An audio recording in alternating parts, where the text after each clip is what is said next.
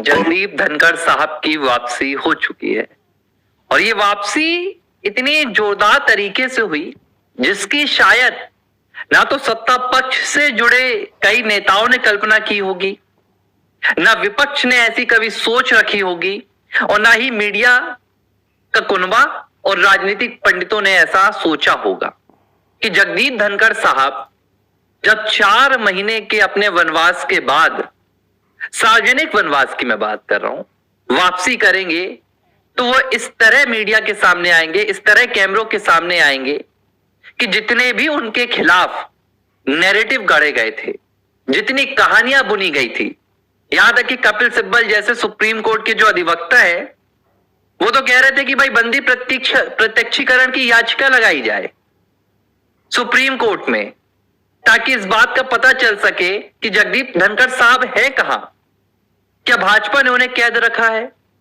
एक नैरेटिव यह निकल कर आया। किसी ने कहा कि पीएम मोदी और अमित शाह ने उन्हें बंदी बना लिया है, यह भी नैरेटिव सामने आया।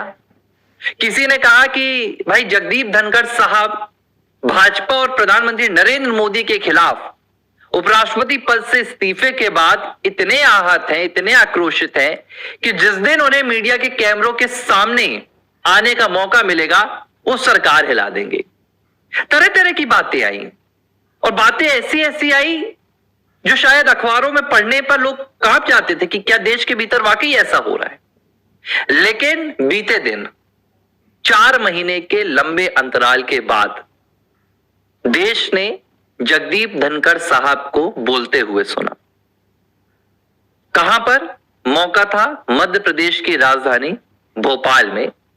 और कार्यक्रम किसका था? जब आपको यह पता चलेगा तो आपको पूरी 4 महीने के भीतर की जो कहानियां होंगी आपको लगेगा कि आपने समय जाया कर दिया, आपने वक्त बर्बाद कर दिया कपिल सिब्बल की बातें सुनने में, आपने वक्त बर्बाद कर दिया उन मीडिया के तथाकथित विश्लेषकों की बातें सुनने में जो बताते थे कि जगदीप धनखड़ के इस्तीफे की वजह यह है, जगदीप धनखड़ ये करने वाले थे, वो करने वाले थे।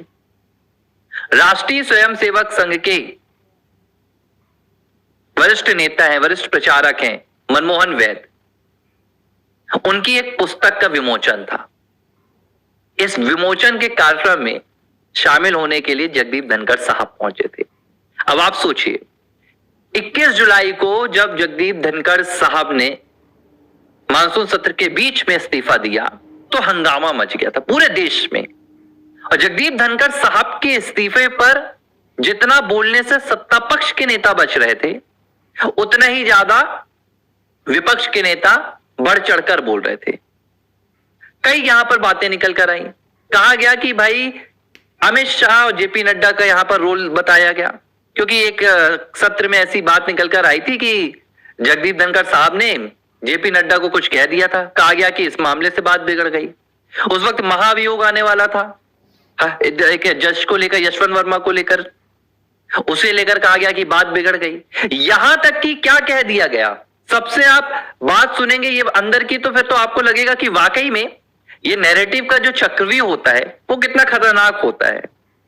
यह तक कह दिया गया कि जगदीप धनखड़ साहब की कांग्रेस पार्टी के साथ नजदीकियां बढ़ गई हैं।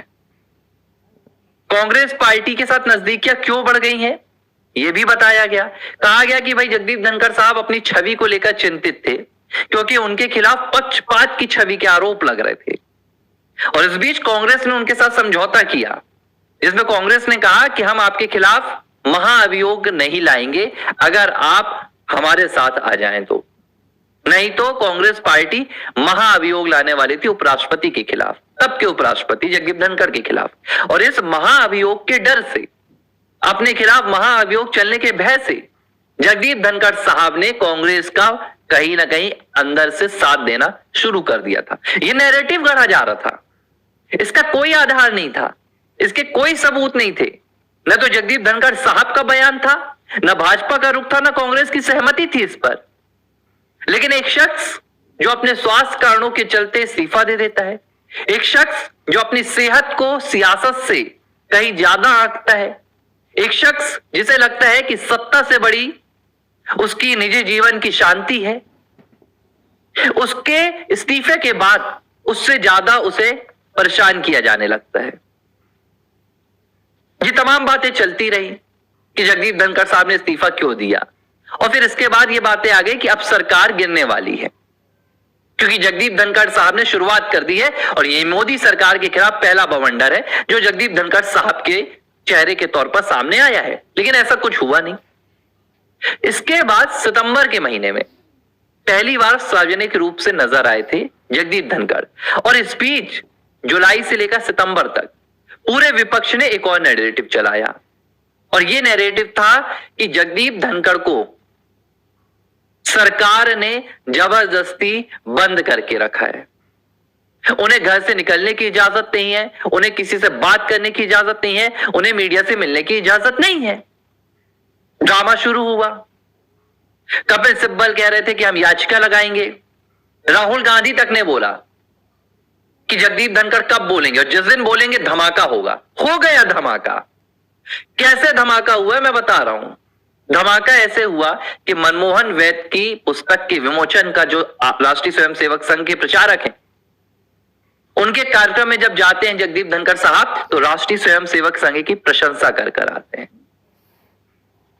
जगदीप धनखड़ साहब बताते हैं कि कैसे राष्ट्र पुनर्निर्माण में और व्यक्तित्व निर्माण में संघ का कार्य प्रशंसनीय है। इसके साथ वो प्रणब मुखर्जी का उदाहरण भी देते हैं, पूर्व राष्ट्रपति, कि कैसे पूर्व राष्ट्रपति संघ के एक कार्यक्रम में चले जाते हैं तो उनके खिलाफ पूरा नैरेटिव गढ़ दिया जाता है, यहां तक कि उन्हें ईस्ट निंदा जैसे शब्दों से तुलना की जाती है कि उन्होंने ईस्ट निंदा कर दी। किसकी ईस्ट निंदा कर दी? गांधी परिवार की। तो जगदीप धनखड़ साहब ने कहा इस दौरान कि देखिए, ये जो नैरेटिव का चक्रव्यूह होता है ये बहुत खतरनाक होता है, इसमें फंसकर बाहर निकल पाना बहुत मुश्किल होता है।